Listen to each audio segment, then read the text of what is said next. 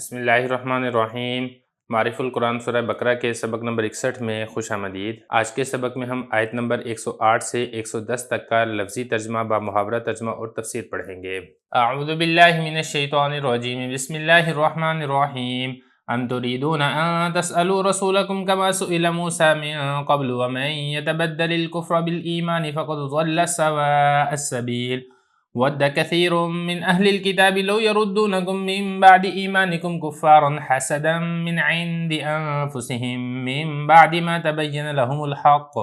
فاعفوا واصفحوا حتى يأتي الله بأمره إن الله على كل شيء قدير وأقيموا الصلاة وآتوا الزكاة وما تقدموا لأنفسكم من خير تجدوه عند الله إن الله بما تعملون بصير۔ لفظی ترجمہ دیکھ لیں۔ ام کیا تریدون تم ارادہ کرتے ہو، اے مسلمانوں سے بات ہو رہی ہے، اے مسلمانوں کیا تم ارادہ کرتے ہو، کیا تم چاہتے ہو، ان یہ بات، تسلو کہ تم سوال کرو، رسول کم تمہارے، تسلو رسولکم تم اپنے رسول سے، کما جیسا کہ سئلہ پوچھے گئے موسیٰ من قبل اس سے پہلے، قبل کہتے ہیں پہلے کو اور من اس کا مطلب اس، وہ اور من جو شخص یتبدل تبدیل کرے گا یعنی اختیار کرے گا کفر کو با بدلے میں ایمان کے بدلے میں، فقد تو پکی بات ہے، ضلع وہ گمراہ ہو گیا، سوا سیدھا السبیل راستہ سیدھے راستے سے، ودا محبت کرتے ہیں پسند کرتے ہیں، کثیر بہت سے، من سے اہل کتاب میں سے بہت سے لوگ پسند کرتے ہیں محبت کرتے ہیں، لو اگر وہ کسی طریقے سے، کاش کچھ بھی آپ ترجمہ کر سکتے ہیں، یردونا وہ لوٹا دیں کم تمہیں، من بعد اس کے، ایمانکم تمہارے ایمان کے، یعنی تمہارے ایمان لانے کے بعد تمہیں لوٹا دیں، کفارہ کافر بنا کر، یعنی تمہیں کافر بنا دیں، حسدن حسد کرتے ہوئے، من سے اند جانب انفس جان ہم ان کی، اپنی جانوں کی جانب سے حسد کرتے ہوئے، من سے بعد اس کے، تبینہ واضح ہو گیا ہے، لام لیے ہم ان کے، الحق حق، فاعفو لہذا تم معاف کر دو، وہ اور اصفحو درگزر کرو، حتیٰ یہاں تک کہ یاتیا لے آئے اللہ، امر حکم ہی اس کے، بیمری ہی اپنے حکم کو اللہ لے آئے، انا بے شک اللہ پر کل تمام شیء قدیر بے شک اللہ تمام چیزوں پر یا تمام اشیاء پر قادر ہے، وہ اور اقیمو قائم کرو صلاۃ نماز کو، وہ اور آتو ادا کرو زکوٰۃ کو، وہ اور ما جو کچھ تقدمو تم آگے بھیجو، لام لیے انفس جان کم تمہاری، من سے خیر بھلائی،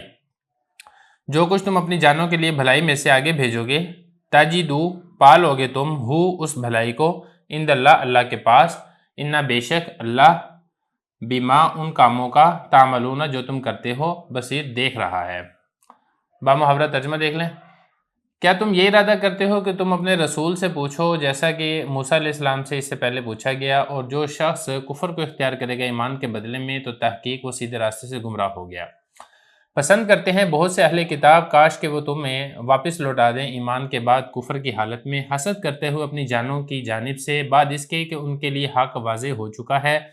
لہذا تم ان کو معاف کرو اور درگزر کرو یہاں تک کہ اللہ اپنا حکم لے آئے، بے شک اللہ تعالیٰ ہر چیز پر قادر ہے، اور تم نماز کو قائم کرو اور زکوٰۃ کو ادا کرو، اور تم اپنی جانوں کے لیے جو بھلائی میں سے آگے بھیجو گے تم اس کو اللہ کے ہاں پالو گے، بے شک اللہ تعالیٰ تمہارے کاموں کو دیکھنے والا ہے۔ لفظی اور با محاورہ ترجمہ ہو گیا ہے، اب چلتے ہیں اس کی تفسیر کی طرف۔ دیکھیں جو آیت ہے، ام تریدون ان تسألوا رسولکم، بعض یہودیوں نے نبی کریم صلی اللہ علیہ وسلم کی خدمت میں بطور ضد کے اور عناد اور دشمنی کے یہ والی بات کہی کہ جس طریقے سے حضرت موسیٰ علیہ السلام پر تورات ایک ہی مرتبہ اور ایک ہی دفعہ میں نازل ہوئی ہے، اسی طریقے سے آپ بھی قرآن مجید کو مجموعی طور پر ایک ہی مرتبہ لے کر آئیں۔ تو اس کے اوپر پھر اللہ رب العزت نے یہ والی آیات اتاری ہیں، ام تریدون ان تسألوا رسولکم، کیا تم یہ چاہتے ہو کہ تم موجودہ رسول یعنی نبی کریم صلی اللہ علیہ وسلم سے اس طریقے سے بیجا درخواستیں کرو، بیجا تقاضے کرو، جس طرح تمہارے سے پہلے جو تمہارے آباء و اجداد ہیں انہوں نے موسیٰ علیہ السلام سے بھی اس طریقے سے بیجا اور فضول قسم کی درخواست اور باتیں کہی تھی۔ مثال کے طور پر انہوں نے یہ کہا تھا کہ ہم اللہ تعالیٰ کو جب تک واضح نہ دیکھ لیں تب تک ہم ایمان قبول نہیں کریں گے، اس طریقے سے ان کے آباء و اجداد نے بھی تقاضے کیے تھے۔ تو اللہ تعالیٰ بتانا یہاں پر یہ چاہ رہے ہیں کہ اس طرح کی جو درخواستیں ہیں، اس طرح کے جو تقاضے ہیں، یہ اصل میں رسول پر اعتراض کرنا ہے، اور جس میں مصالح الہیہ کی مزاحمت اور اس سے مخالفت کرنی مقصود ہو اور ایمان لانے کا بھی ارادہ نہ ہو، یا تو یہ ہونا کہ بھئی ہمارا یہ والا تقاضا پورا کر دیں ہم ایمان لیں گے، دل میں ایسا کوئی کسی قسم کا ارادہ نہیں ہے، صرف اور صرف یہ ہے کہ اعتراض کرنا مقصد ہے اور مین میخ نکالنا مقصود ہے، ایمان لانے کا ارادہ نہ ہو، تو اس طریقے کے جو کام ہیں یہ کفر کی باتیں ہیں۔ تو یہ اللہ تعالیٰ نے فرمایا کہ جو شخص کفر کو اختیار کرے ایمان کے بدلے میں، تو تحقیق وہ سیدھے راستے سے گمراہ ہو گیا۔ کیونکہ دیکھیں انسان بندہ ہے، اللہ تعالیٰ اس کے مالک ہیں، اللہ تعالیٰ اس کے خالق ہیں، اللہ تعالیٰ اس کے رازق ہیں، اللہ تعالیٰ کے کام کی حکمتیں اور مصلحتیں بندوں کے اعتبار سے جدا جدا ہوتی ہیں، وقت کے اعتبار سے الگ الگ ہوتی ہیں۔ بندے کو کسی قسم کا حق نہیں ہے کہ بندہ حق کی ایک تعیین کرے کہ حق اسی طریقے سے آئے گا تو پھر میں اس کو قبول کروں گا، یہ والی بات ایسے ہوگی تو میں مانوں گا، ایسے نہیں ہوگی تو میں نہیں مانوں گا۔ اس طریقے سے بندے کو اختیار نہیں ہے، بندے کو بندگی کرنی چاہیے، انسان کا بچہ بن کے رہنا چاہیے اور احکام الہیہ کی فرما برداری اور اطاعت کرنی چاہیے، نہ کہ یہ اس طریقے کے فضول قسم کے اعتراض کرنے چاہیے۔ اچھا، اس میں ایک اور بات ہے کہ ترجمہ شیخ الہند رحمہ اللہ تعالیٰ میں یہ جو خطاب ہے ہم تریدون ان تصلوا رسولکم، یہ خطاب اس کا حاصل مسلمانوں کو قرار دیا ہے کہ مسلمانوں کو اللہ رب العزت ارشاد فرما رہے ہیں کہ تم اپنے رسول سے بے جا سوالات نہ کرو، جیسے کہ حضرت موسیٰ علیہ السلام سے اس سے پہلے بے جا سوالات کیے گئے ہیں۔ وَدَّ كَثِيرٌ مِّنْ أَهْلِ الْكِتَابِ لَوْ يَرُدُّونَكُمْ، بعض یہودی ایسے تھے جو دن رات مختلف قسم کی تدبیریں کر کے دوستی اور خیرخواہی کے روپ کے اندر مسلمانوں کو اسلام سے پھیرنے کی کوشش کیا کرتے تھے،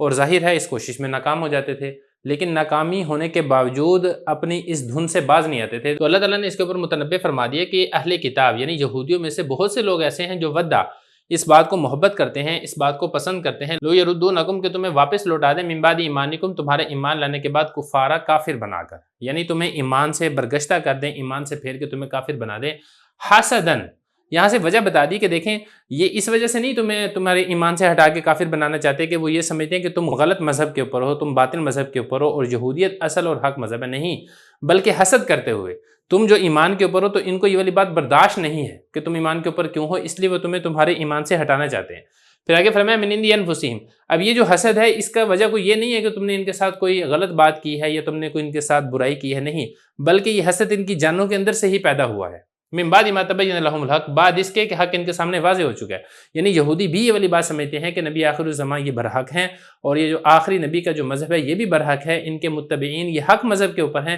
اس کے باوجود یہ مسلمانوں کو اس حق مذہب سے پھیرنے کی کوشش کرتے ہیں، ہٹانے کی کوشش کرتے ہیں، صرف اور صرف حسد کی وجہ سے، بغض کی وجہ سے اور کینے کی وجہ سے۔ فاعفوا واصفحوا حتی یاتی اللہ بامرہ، اب ظاہر ہے جب مسلمانوں کو یہ والی بات پتہ چلے کہ یہ ان کے دلوں کے اندر تو ہمارے لیے حسد ہے، کینہ ہے اور ہمیں یہ حق بات سے ہٹانا چاہتے ہیں، تو اس کے اوپر تو غصہ نہ بنتا ہے، تو اللہ تعالیٰ نے فرمایا کہ غصہ نہ کرو، فاعفوا، معاف کرو، واصفحوا، درگزر کرو، حتی یاتی اللہ بامرہ، یہاں تک کہ اللہ تعالیٰ ان کی شرارتوں کے علاج کے لیے اپنا حکم لے آئے، یعنی جو امن قائم کرنے کے لیے ایک انتظام عام یعنی قتال وغیرہ کے ذریعے سے، جزیہ وغیرہ کے ذریعے سے، جہاد وغیرہ کے ذریعے سے جب تک اللہ تعالیٰ کا حکم نہیں آ جاتا ہے تب تک تم صبر کرو اور درگزر کرو۔ یعنی اس وقت مسلمانوں کی ایک کمزوری کی حالت تھی اور مسلمانوں کو اس وقت ضعف تھا، تو اس لیے اس وقت تو جہاد کا حکم نازل نہیں کیا گیا، لیکن اشارہ کر دیا گیا کہ اللہ تعالیٰ کا حکم ایک آ جائے گا تو پھر انشاءاللہ ان کی ساری شرارتوں کا علاج ہو جائے گا۔ ان اللہ علی کل شیء قدیر، تو بعض لوگوں کو اس کے اوپر تعجب ہو سکتا تھا کہ پتہ نہیں ہم تو کمزور ہیں، ہم کیسے ان کے اوپر غالب آئیں گے اور کیسے ہم ان کو مغلوب کر دیں گے،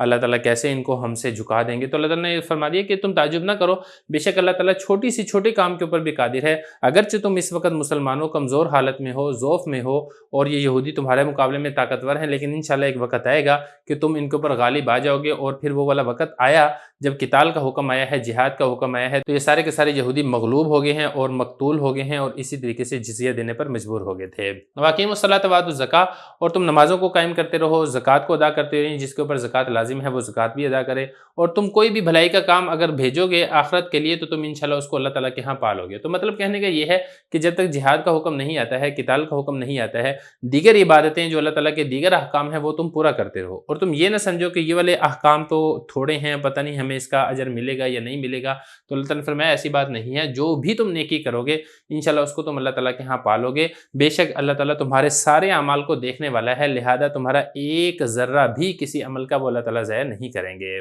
دیکھیں اس وقت کے حالات کا تقاضا یہی تھا، اللہ رب العزت کی مصلحت اسی کے اندر تھی کہ جس وقت تک جہاد کا حکم نازل نہیں ہو رہا ہے، درگزر سے کام لیا جائے، معافی سے کام لیا جائے، اور اندرونی طور پر مسلمان آپس میں مضبوط ہوں